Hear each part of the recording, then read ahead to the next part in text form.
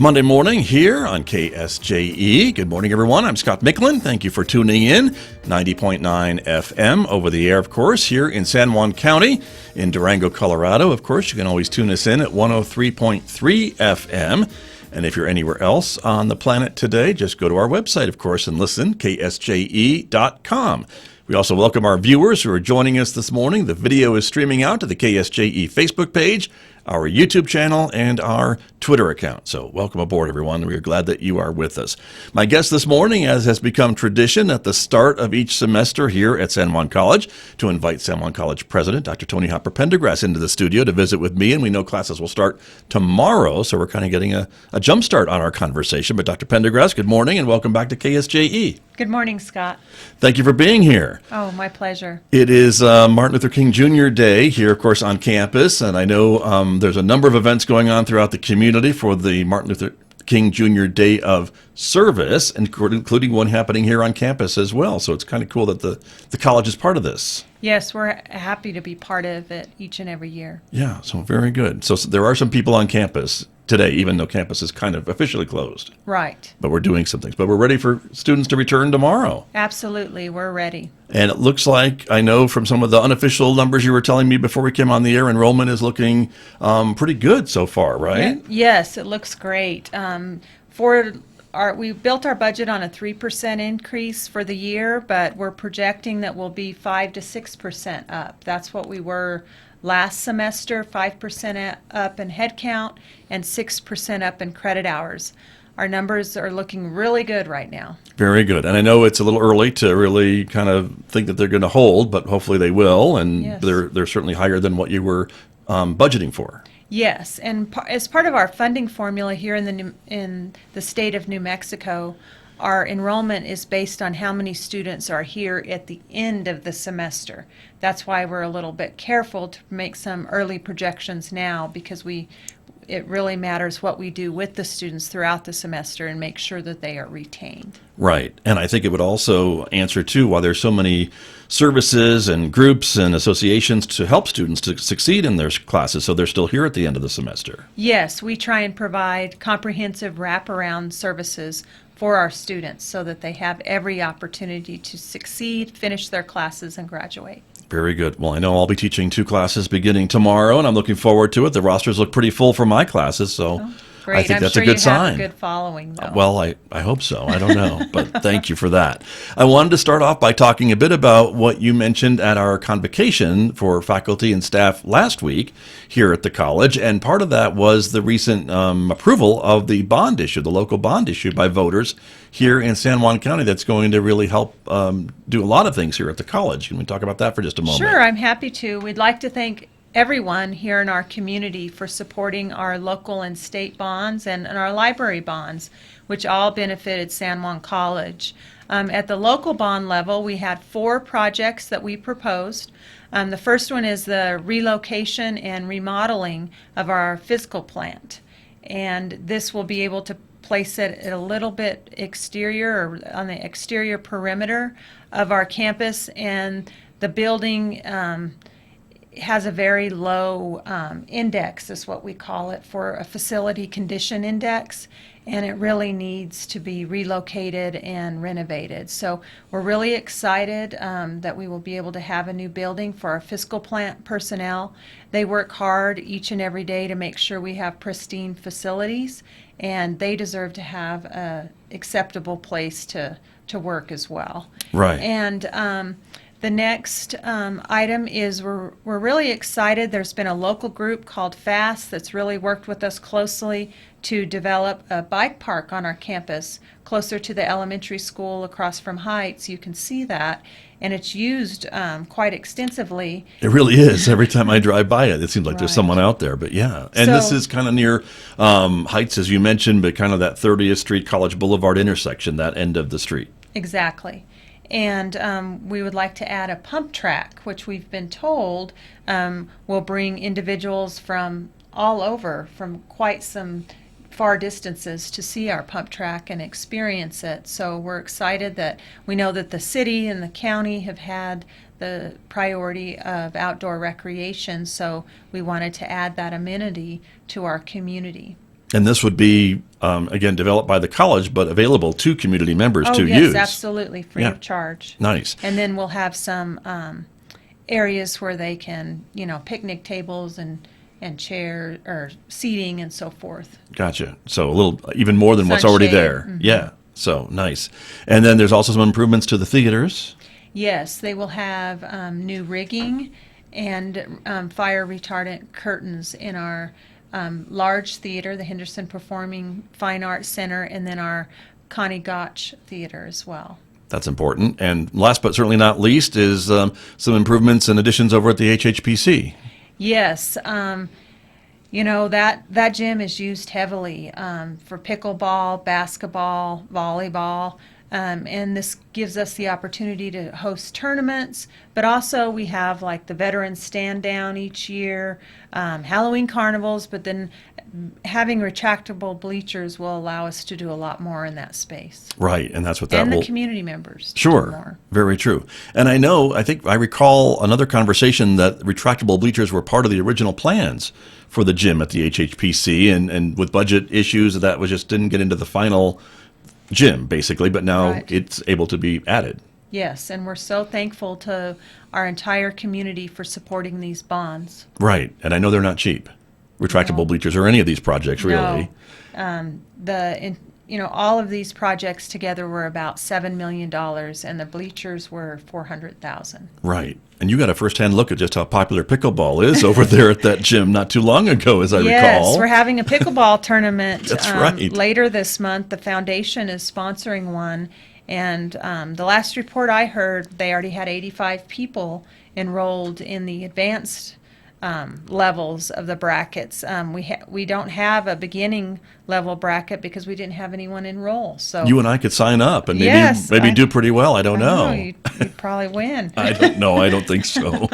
But they were been practicing over there for the Yes. tournament. That's been the big thing, right? So very good. Well, again, thanks to the voters who approved this bond and will allow San Juan College to do some of these improvements. And again, as always happens, a lot of these things are shared with the community, and the community can benefit from these improvements. Yes, they can. Very good. I wanted to ask you too a little bit more about some of the other things you mentioned at Convocation, and let me forward the slide here so everyone on video can see what we're talking about, Dr. Pendergrass. And this was some of the outcomes and some of the ways, and it's kind of a busy slide. I know a lot of folks may not be able to read the fine print, me included, but this is a lot of some of the things that go into the planning and implementation here at the college, right? Yes, we've been on what's called a Pathways journey since 2017. So 30 colleges, there's about 1,100 community colleges in the nation. 30 colleges were selected for what we call round one, and we were selected for the American Association of Community Colleges Pathways 2.0. So we were one of 13 colleges that started on this journey in 2017. But it's basically how can we transform the college through large-scale initiatives to help more students get in, through, and out of college.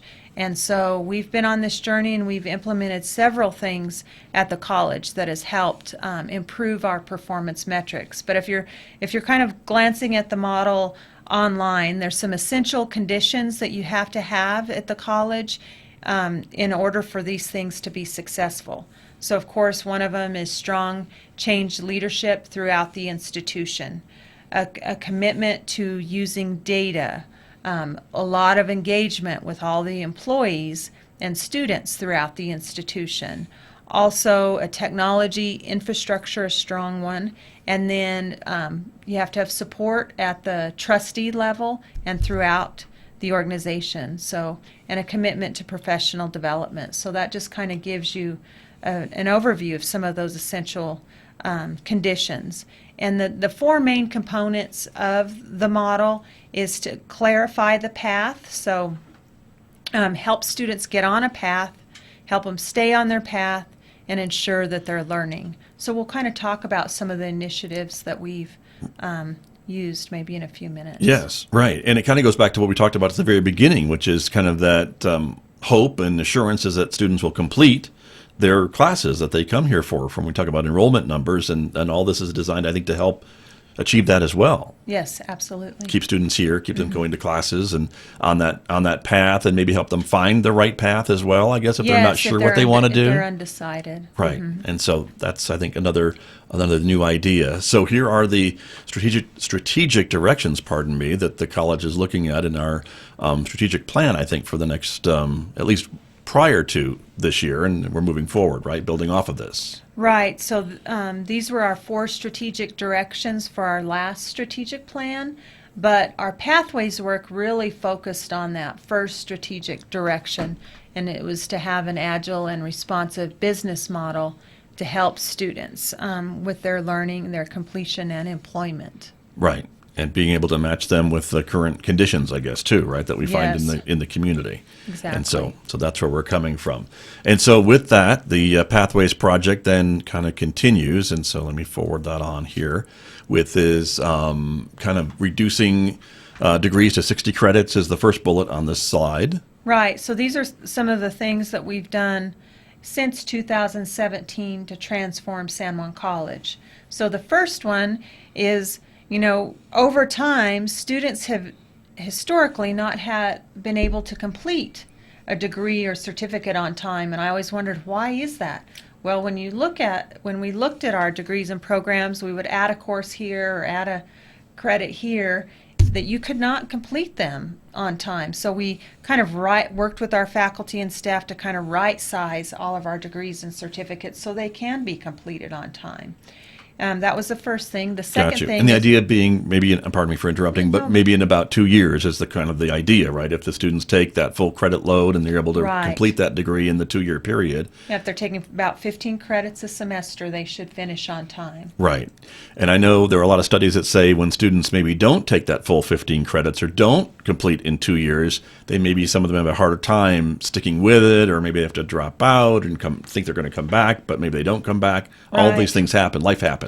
Right. And at community colleges, we're not unique, but about 70% of our students are part-time because they're working, caring for children, caring for their parents, or whatever their situation. But we really encourage, if possible, if they could go full-time, they're more likely to graduate. Complete their studies. Right. Right. And so that's the first thing, that's 60 credits, getting everybody kind of aligned to that. And then 7 career pathways. Yes, so we have over 140 different certificates and degrees. And, that's just like a cafeteria model. It's just too many options. So we narrowed these down into 7 different pathways. So if someone does not know exactly what they want to do, but they know within these 7 what interests them and what does not, sure, then this helps them make more informed choices. So we have what's called Career Coach, which is a 6-question assessment that they can take that tells them what they might be interested in and exploring. So they might be interested in health sciences, but they're not real sure what they want to do.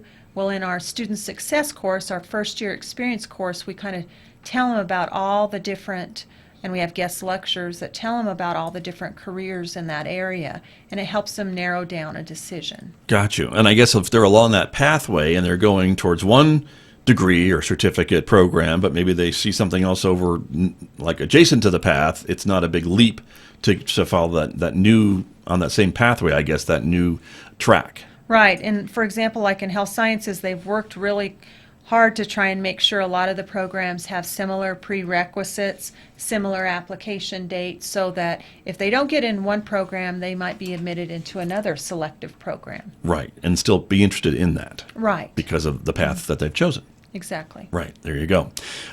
This customer relations management software, that sounds like something that can help students kind of navigate through the system. Exactly. That's exactly what a customer relations management system is. We're able to track them throughout the entire process. Got you. Transfer agreements, very important, I think, too. If students want to go on to a 4-year degree, perhaps, from San Juan College, there's transfer agreements in place now with, Fort Lewis, UNM, New Mexico State, Dene College, New Mexico Technical University, Western New Mexico, and the list goes on and on. Yes, and we've really ramped up our work with transfer universities the past couple of years, probably 3 years. We worked with a grant called equity in transfer with Fort Lewis, and we were able to get a lot more students transferring to Fort Lewis to work on their baccalaureate. And then a great program with Western New Mexico University.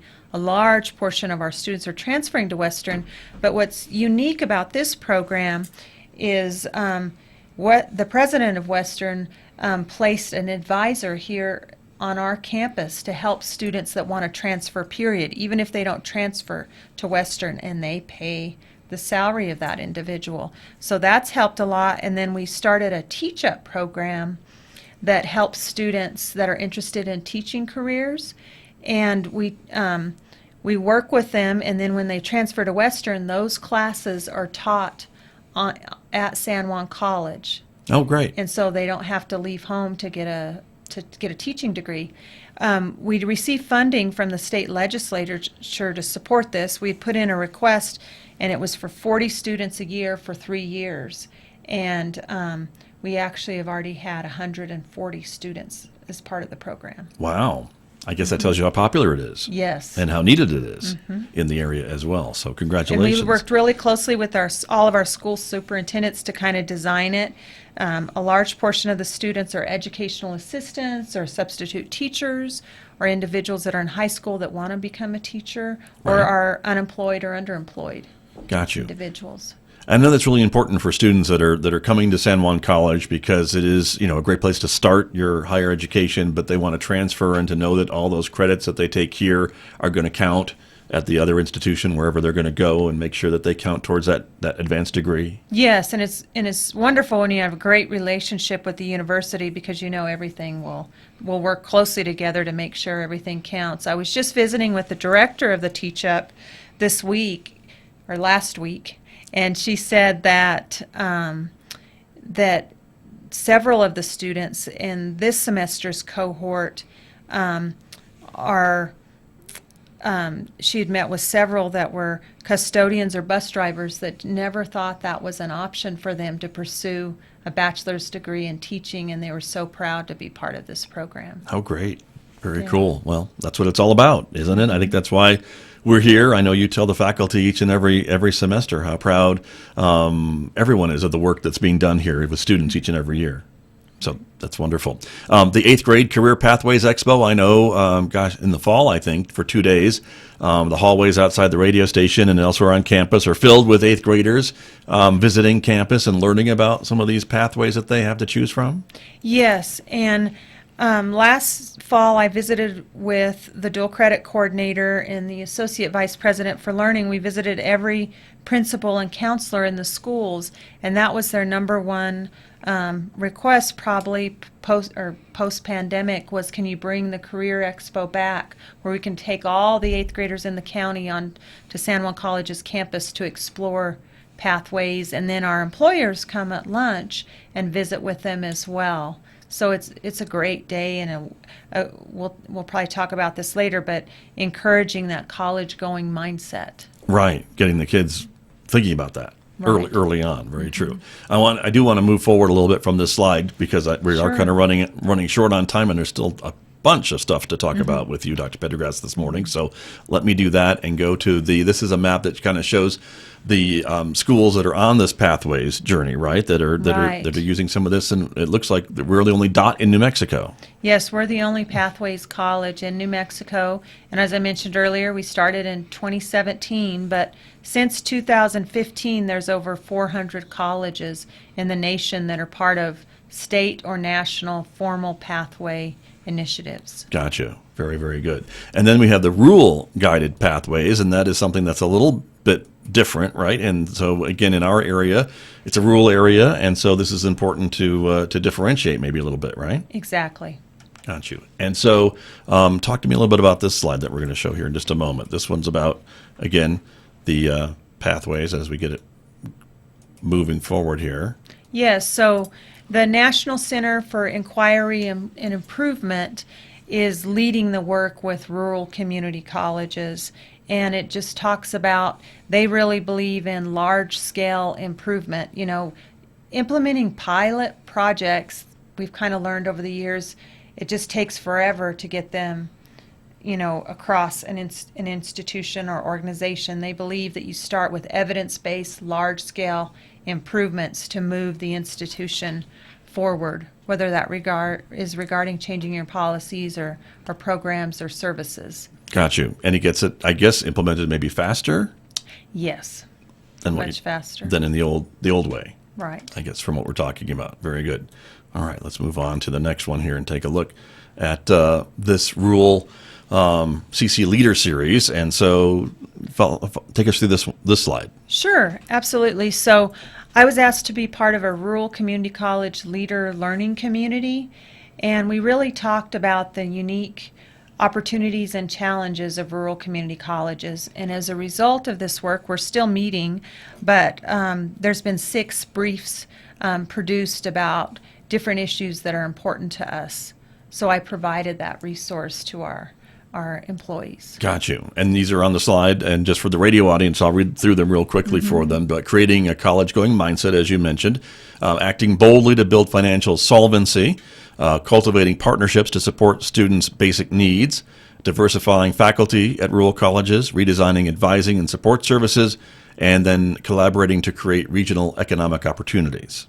Yes. All these things really, really important and really all-encompassing, it seems, too. Yes. When you take a look at all of them like that. Very, very good. Moving on to talk a little bit more about the next slide here, the overview, which is kind of where we are, right? Yes. So we applied to be part of a rural community college initiative, and we were one of 16 colleges in the nation that were selected. They originally thought they would only accept 15, but I guess they decided to accept 16. So we're really excited to be part of this. It was a competitive process, and we're really just working to implement transformational initiatives that will help our students. Right. And does things like that maybe give you the indication that, that we're on the right path, for lack of a better term, and that other folks are recognizing the work that's being done here at San Juan College? Yes, I think we're well known for being part of the 2.0 pathways, and then this one as well. And, our performance metrics have increased substantially across the board. Right, and I definitely want to talk about that as we go on here this morning. So that's a very important thing as well. Let me talk a little bit about this other project too, which is again talking about rural institutions and some of their specific needs. Yes, so our group is made up of entirely rural community colleges, and then this is the first project ever to really work closely with community members, and they've been invited to some of the institutes that we're attending to provide their input, so that there's really what we call cross-cultural partnerships. And those community partners. Cross-sector, sorry. Yeah, thank you. And those community partners are so important to the success of a lot of these initiatives, aren't they? They're important to everything we do True. here at the college, our community. Right. Very, very true. Let's talk a little bit about, again, the emerging curriculum of this Rural Pathways project. Yes, so we've only covered basically 2 components of the curriculum, which the first is creating an infrastructure of opportunity, and then the second is reconsidering and redesigning our institutional program mix, so really closely looking at our program offerings, and then connection to college and connection to programs. The role of the institution and community stakeholders is the third module. The fourth is integrating student financial stability structures. Fourth is teaching and learning, applied, experiential, and cross-disciplinary. And then the last module is building continuous improvement and sustainability structures. And that is all kind of looking forward to make sure that this can continue, I guess, right? Right. During ups and downs and economic highs and lows and whatever else is out there. Exactly. Got it. Very, very interesting. And then the takeaways of these opportunity key takeaways? Sure. So regarding the first module on community collaboration, it was actually creating an infrastructure of opportunity. Yes. We talked about community collaboration and developing these cross-sector pathways. And they really told us about 4 institutions that have done stellar work in this space. And they've partnered really closely with their K-12 partners, universities, employers and workforce partners.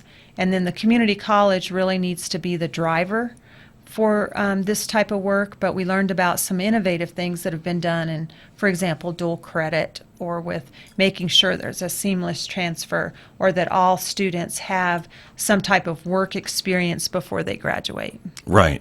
And the dual credit classes really seem to have taken off in my experience. I seem to be seeing more high school students in some of my classes, and I know they're coming from all local districts. I think are trying to work with the college to provide that to their students. Yes, it's really important initiative that we have here at the college. This last fall, at one point I know that we were up 36% just in dual credit. So I think we'll have about 2,500 students for the year.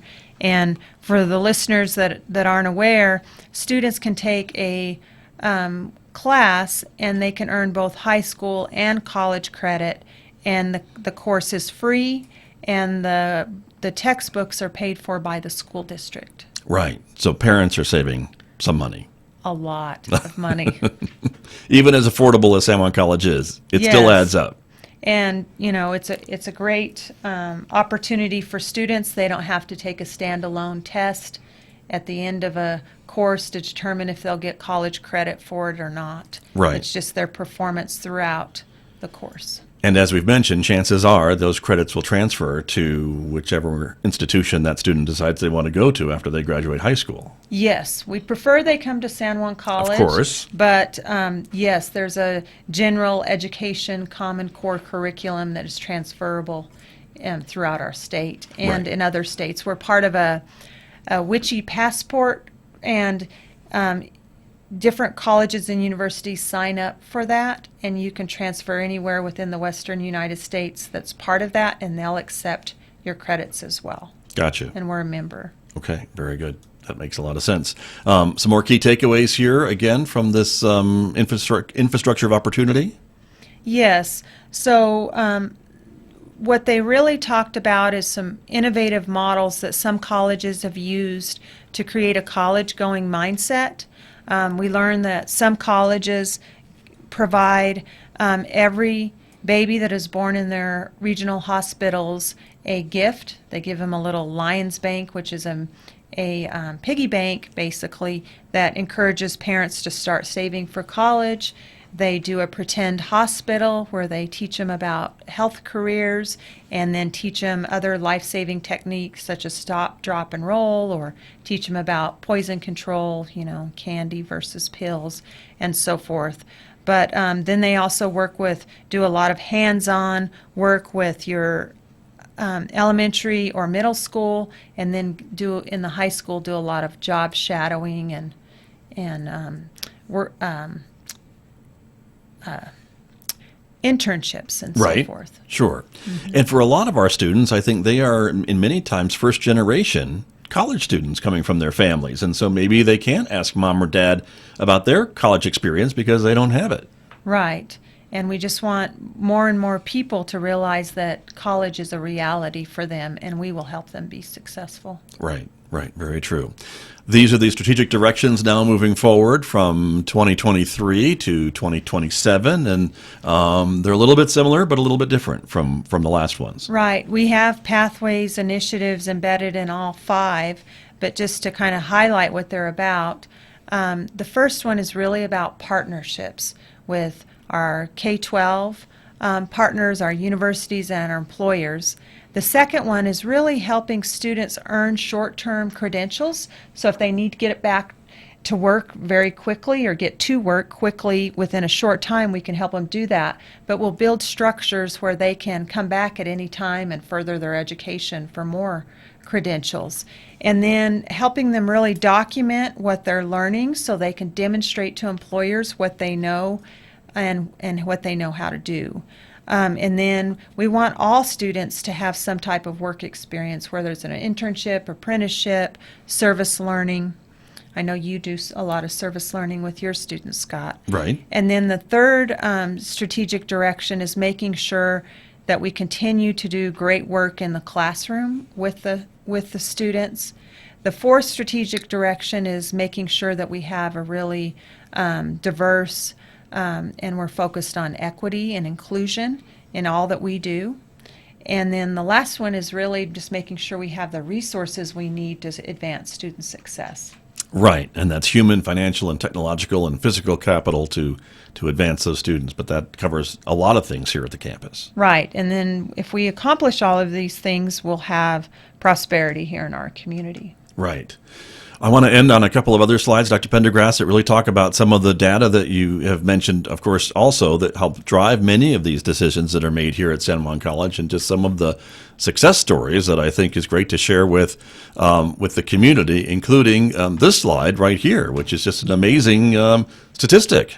Yes, so one thing that's really important at the college, I mentioned that the majority of our students are part-time, but we have to analyze how all of them are doing. So if you look at our first-time, full-time students, after 3 years, last year only 47%, and realize we were kind of the pandemic Coming didn't out. help our Yeah. figures, but we had graduated, transferred, or still enrolled. The next year, this year, 83% of our first-time, full-time students had graduated, transferred, or still enrolled. So that's a 36% increase in 1 year, which we're very proud of. Right. Is there any other school that has met that you're aware of?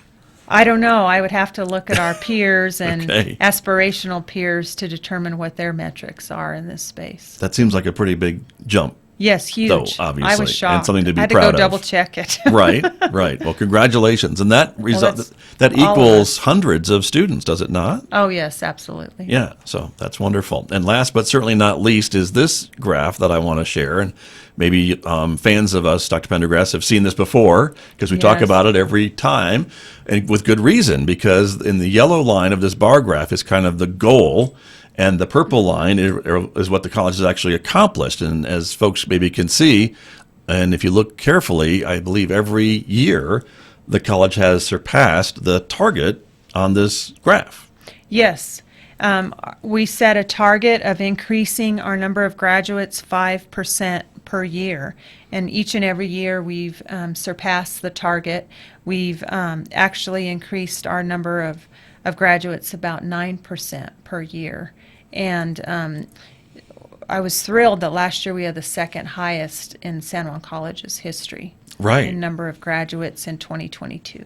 Right, which is amazing and wonderful to celebrate, of course, which we do at graduations. But it just goes to show how some of these other things that we're talking about have helped these students complete their degree program, why ever they're coming to San Juan College for whatever reason. The Right. college is helping them succeed in those goals. Yes. That's what I'm And I trying to hope say. we have more than 1,600 graduates this year, too. We'll see. Right. Well, with enrollments up, it's possible. Yes, hopefully. Very much. Well, very good. Well, again, Dr. Pendergrass, I always appreciate you coming in to visit with me about the college and about the start of the new semester. It's always great to see the students show up with their bright, shiny faces, ready to learn and continue on their journeys, and that's why we're here. Well, thank you, Scott. Thank you for coming in. Sure. It's good to see you. You too. Dr. Toni Pendergrass, the president of San Juan College, my guest this morning here on KSJE.